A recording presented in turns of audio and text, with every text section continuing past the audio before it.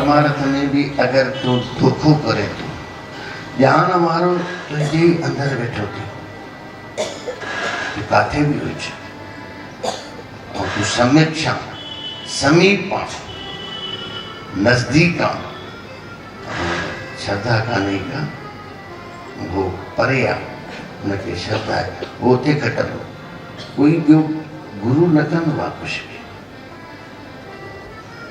उहो थींदो आहे इहो त जुगनि जुगनि खां वठी श्रद्धा में एतिरी ताक़त आहे मां ॾिठो जिथे सेवक जी श्रद्धा आहे अति उते गुरु अगरि ग़लति आहे ईअं बि थियो गुरु कोई ग़लति आहे सेवक जी श्रद्धा आहे सेवक खे त ॼर ईंदी ई कान पर उनजी श्रद्धा सां या त गुरु उतां परे थी वेंदो पंहिंजो पाण या गुरु बदिलजी वेंदो ग़लति कॾहिं न थियो किथे अगरि श्रद्धा आहे श्रद्धा में बड़ी ताकत है कबीर की श्रद्धा हुई गुरु सां गॾु थोरी न कबीर वो अंदर ही अंदर पंहिंजे गुरुअ जे लाइ ईअं ॻाल्हाए ईअं मतिलबु अंदर में सोचे थो मुंहिंजो गुरु छा आहे रामानंद गुरु से गुरुअ खां पुछंदा हुया न ही कबीर खे गुरुअ जे लाइ एॾो थो चए न तव्हां सां मिलियो आहे न गुरु चइबो मां खे त काई जानकारी आहे बरोबर कबीर जी श्रद्धा वञे पई अंदरि श्रद्धा वधंदी वञे पई श्रद्धा अंदरि वधंदी ॿोध कबीर जो खुलंदो पियो वञे गुरु नओं थियल जेसि ताईं पर कबीर खे बि ख़बर हुई ऐं मथां बनारस में पंडित ई पंडित आहिनि गुरुअ खे ख़बर हुई हिकु ई आहे रामानंद जेको पुरण आहे उन वञण त ॾींदा कान दरबार न परे में भॼाए करनि खोरी घटि जात नेठि कीअं कबीर उनखां मंत्र वरितो गुरुअ जी दीक्षा पर गुरुअ बि ॿियो कुझु थोरी न चयईंसि कोई अहिड़ो कोई मंत्र थोरी लिकियल मंत्र ॾिनईंसि मंत्र त अहिड़ो जेको सभु कोई चवंदो आहे ईअं त कबीर बि चए पियो मुख सां राम चवे शांति न अचे थी वई कबीर ईअं चवे पर राम त ॾाढो पियो चवे शांति न पई अचेसि पर गुरुअ जे द्वारा चार्ज थियल राम गुरु बि छा चएसि राम जा प्यारा राम चओ गुरुअ सिर्फ़ु एतिरो चए थो न राम ईअं खईं राम बणिजी वियो संतन संग कबीर आ बिगड़ियो सो कबीर राम ई हो निबड़ियो अहिड़ो राम सां लहण लॻी वियसि राम ई थी वियो वियसि गुरुअ सां ई लहण काॾे जो काॾे कबीर चढ़ी हे बि शब्द अर्जन देव जो पंहिंजे गुरुअ खे चए थो राम गुरु ग्रंथ में भाङनि में 10 गुरु 11 गुरु ग्रंथ साहिब 5 गुरुनि ताईं 4 गुरुनि ताईं शेवा आहे 4 गुरु ये गुरु अंगद देव गुरु नानक जी सेवा कई ऐं श्रद्धा सां तव्हां अंगद देव जो जंहिंजो लहिणो नालो श्रद्धा में त पूर्ण थी वियो तव्हां भाङनि में जाए हर हिकु सत्संग में हिकु कथा हलंदी आहे गुरुअ परीक्षाऊं वरितियूं छो जो सुरक्षणी हुनजी ज़ाल खे अंदरि में ईअं लॻंदो त मुंहिंजो मुड़ुसु पंहिंजे पुटनि खे छॾे ऐं हिन पढ़ाई हिन सेवादारी खे वधीक चाहे गुरु नानक परीक्षाऊं बि ॾिनियूं पुट पास न थिया लहिणो पास थियो सुरक्षणी खे बि लॻो बिल्कुलु लहिणो त उन कई सेवा बि ऐं श्रद्धा बि उन्हनि सेवा हुई वधि में वधि लहिणे जी सेवा वरी गुरु अंगद जी गुरु अंगद थियो हो वरी अमरदास जी सेवा त सुनहरी अखरनि में जेको पंहिंजे गुरुअ जे प्रति उमिरि में वॾो ऐं वरी जेको वहिंवार में पासो बि घोटे तो अमरदास घोटे तो हुयो। गुरु अंगद छोकिरी भाटी उन घर में उन ॾिनल हुई अमरदास, पर सेवा अहिड़ी कई भागन में तव्हां ॿुधो सेवा पंहिंजे गुरुअ जी उहा सेवा कई वॾी उमिरि हूंदे चवंदा अलाए 12-14 साल ताईं पाणी भरण ॾींदो गुरुअ जे लाइ सनान जे लाइ, कुझु न ॾींदो गुरुअ खे। सेवा करे करे करे करे अॻिते वञी वाणीअ मां ईअं पियो निकिरेसि सिर्फ़ु सेवा कंदी। वरी रामदास गुरु अमरदास जी गुरु अर्जन देव सेवा कई, पर उन में भाव हुयो।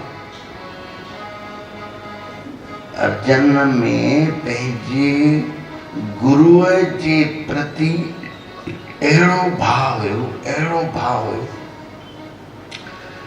उहो त तव्हां जेॾीमहिल खे ॿुधंदव गुरु अर्जन देव इहा ई वाणी गुरु अर्जन देव जी आहे, पार ब्रह्म परमेश्वर सतगुरु पिता हुयुसि। गुरु रामदास पिता हुयुसि गुरु अर्जन देव।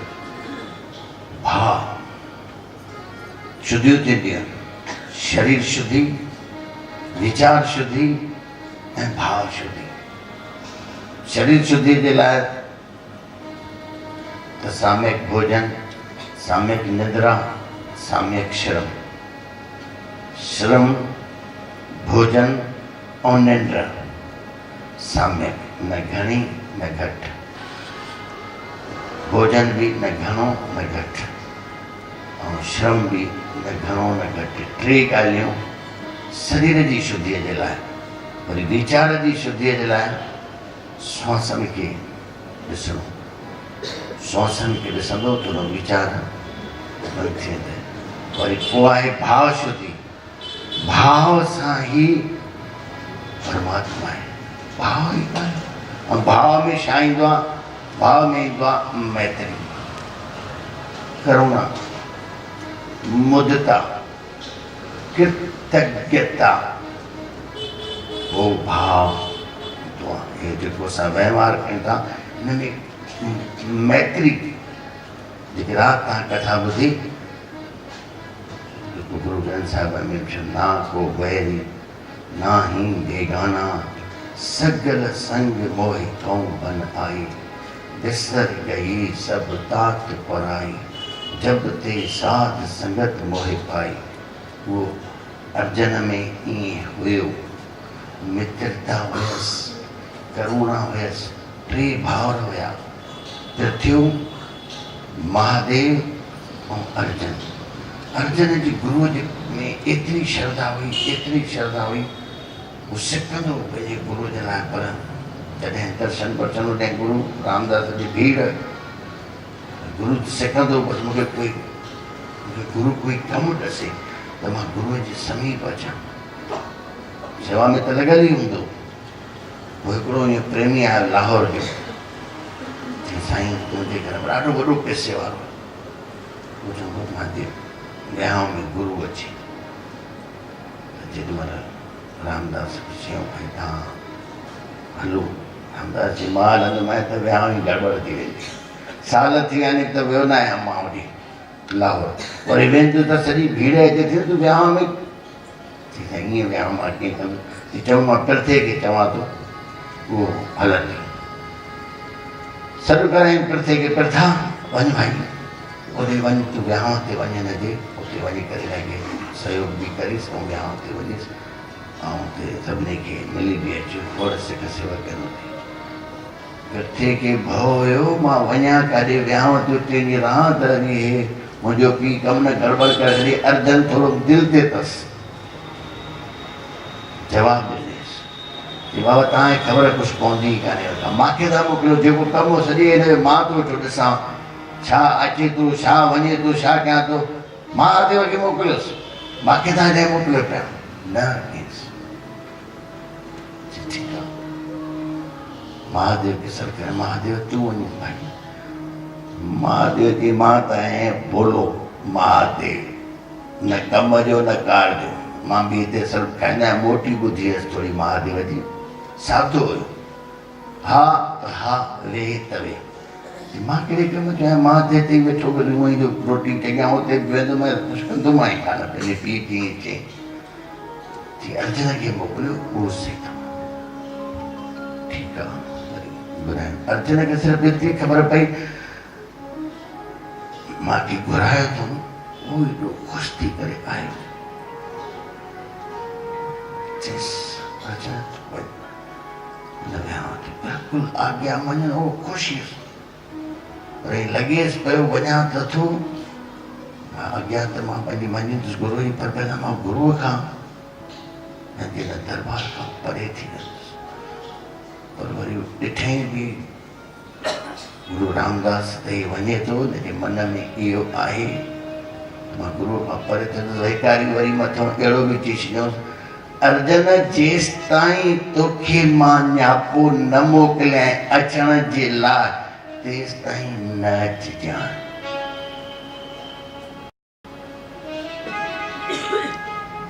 ठीकु आहे, उहो त गुरू जे लाइ था थियो, पर हाणे गुरू जी पाण आज्ञा थो ॾे। ठीकु आहे, हे वियो हुते बरोबरि, हुते सत्संग वत्संग थियनि पिया, जेसिताईं न्यापो अचे पिता जो, न्यापो अचे ई कान, ॾींहं वञनि पिया गुज़रंदा, ॾींहं वञनि पिया गुज़रंदा, भाव वञेसि पियो वधंदो, सिक वञेसि पई वधंदी, पंहिंजे गुरूअ जे लाइ दरबार जे लाइ एॾो तपी वियो।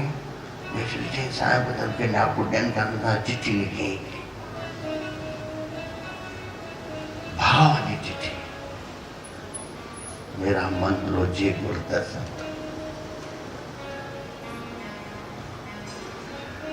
बिलफ करे चातरक की नाई, तरखान उतरे शांत ना आवे, बिन देखे गुर दरबारे। इन जो अर्थ एॾो सुठो आहे, भाव। जे चातरक बाॼाईंदो आहे सौती बूंद जे लाइ, तीअं मूंखे बि प्यास चिठी उहा वई आहे, घोड़े ते वियो, उहो चिठी ॾिनऊं, जेॾी महिल पहुता हुते चिठी खणी करे भीड़ में ॾिठई, लाहौर मां कोई माण्हू आयो आहे, चौथी ॾिसी वरितई, सर अरे कीअं कीअं आयो आहे, चई मूंखे अर्जुन न्यापो ॾिनो आहे। लो लो छा ॾिनो अथई, चई चिठी, चई ॾे मूंखे, मां साईं जन खे पाण ई ॾींदुमि। चिठी वठी करे मूंखे छॾियईं, भीड़ में हो वियो, दर्शन करे वापसि आयो, चिठी वटि पढ़ी, अहिड़ी चिठी लिखी अथई, साईं जन पढ़ंदा त वरी रखे छॾी। होॾो हो तरसे पियो, कोई चिठी जो जवाबु न आयो, हिकिड़ो ॾींहं वञनि पिया गुज़रंदा, वञे पई प्यास वधंदी, वञे पियो भाव वधंदो, प्यास प्यास। चिठी न आयो कोई जवाबु, वरी ॿी चिठी लिखी, तेरा मुख सुहावा हुआ सहज दुल भाणी, चिर हुआ देखे सारंग पाणी। हिनजो बि अर्थ अहिड़ो आहे जो भाव सां लिखी चिठी। उहा बि चिठी जेॾी महिल उहो वियो घोड़े ते, वरी उनखे ख़बर पई किथे के कोई आयो आहे लाहौर खां, ॾिठे, अरे ॾे ख़बर कीअं आयो आहे, हुनजे वात मां बि निकिरी वियो, अर्जुन मोकिलियो आहे, छा ॾिनो अथई, ॾे मां ॼाण, मां पहिरें बि ॾिनो, हाणे बि ॾे। ॿी चिठी वठी करे रखी छॾी, ॾिठई चिठी पढ़ी, वरी ॿी अहिड़ी भाव वारी चिठी, तेरा मुख सुहावा हुआ सहज दुल भाणी, चिर हुआ देखे सारंग पाणी। अरे अंदर में प्रति पढ़ी थी अहिड़ी चिठी, साईं जन पढ़ंदा था, अर्जुन तो वरी अॻोपो दिलि ते वेहिजी वेंदो, रखे छॾियईं ॿी। वरी वॾी जंहिंमहिल पहुतो, अर्जुन हुनजो इंतज़ार पियो करे, चए दे ख़बर मननि, साईं जन खे मां मिलण ई नथा, साईं जन खे मिली न सघी, भीड़ मां चिठी वरी पिरथे वरिती, अरे पोइ त अर्जुन खे शक लॻो, पक इहा चिठी नथी मिले। 4 ॾींहंनि में त असली ग्रह में प्यास में 3 चिठी जेॾी महिल लिखी, एक घड़ी न मिलते कल जुग होता हुण कद मिलिए तुद भगवंता मोरे रहन न विहावे नींद न आवे बिन देखे गुरु दरबारे जी। यहाँ तो चिट्ठी वाली अहिड़ी लिखी चई साणी चिट्ठी साईं जन के हथ में ॾिजां किथे के न ॾिजां। उहा भाव भरी चिट्ठी खणी करे तेरी महिल वयो वञो ॾिठईं वरी पिथे ख़बर पई कोई लाहौर मां आयो जे देखो अॼु मां दर्शन करे वियुमि साईं जन जो अजन कुझु न ॾिनो ठीकु आहे पोइ